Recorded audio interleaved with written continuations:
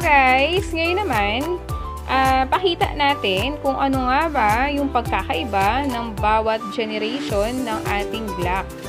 So, ano nga ba ang different ng Gen 3, Gen 4, and Gen 5?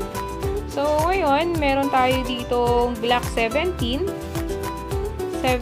na Gen 3, Gen 4, and Gen 5. So, yan. Pakita ko lang kung ano ba yung different nila. Mag-start tayo sa Gen 3. Ang Gen 3, ito yung standard. Yan. Standard siya. Yung grip niya, standard yung size. Yan. Yung grip, actually yung pagkakaiba kasi yung grip lang eh. Yung grip nila, yung sa Gen 4 and Gen 5, mas payat. Ang grip ng Gen 3, standard. Kaya, mas mataba. Yan. Mas ano siya. Yun yung pinaka-standard size. Yan yung Gen 3. Okay. Tapos, ang Gen 4, ito na. Ito yung ating Gen 4. So, si Gen 4, mas payat tong grip niya eh. O compare mo sa Gen 3. So, mas payat siya. Kaya meron siyang kasamang extra backstrap pag binili mo siya. Ayan. Itong extra backstrap kasi, pwede mong ilagay yan dyan.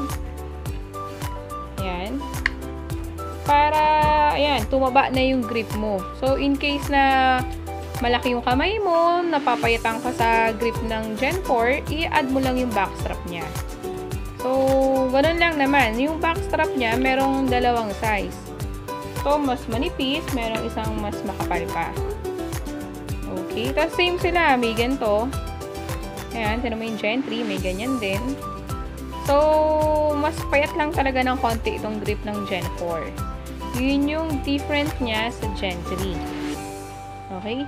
Tapos, ang Gen 5 naman, ito. Ang Gen 5, same siya ng Gen 4 na mas payat. Mas payat pa rin yung grip. Kaya meron din siyang kasamang extra backstrap. Okay? Tapos, ang different din niya ng Gen 5, ito yung pinaka-latest generation. Papansin mo ito, yan, plain na lang.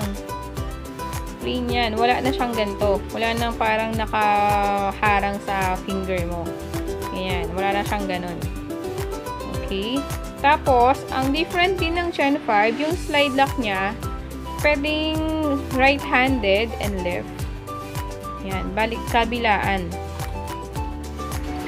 Yan, pwedeng pag right-handed ka, ganyan. Pag left-handed ka, meron din siyang release ng slide lock. So, yun yung different nila. Kasi ang Gen 3 and Gen 4, sa right-handed lang yung kanyang slide lock. Yan, dito lang. Wala siya sa kabila. Ito yung Gen 3, ito yung Gen 4. Yan, right-handed lang yung kanyang slide lock. Okay, compare sa Gen 5, na left and right yung kanyang slide lock release. Yan. Yan. Yan. Yan. Yan. Pag left-handed, pwede mong release yung slide lock dito. So, yun. Yun ang pagkakaiba ng bawat generation nila.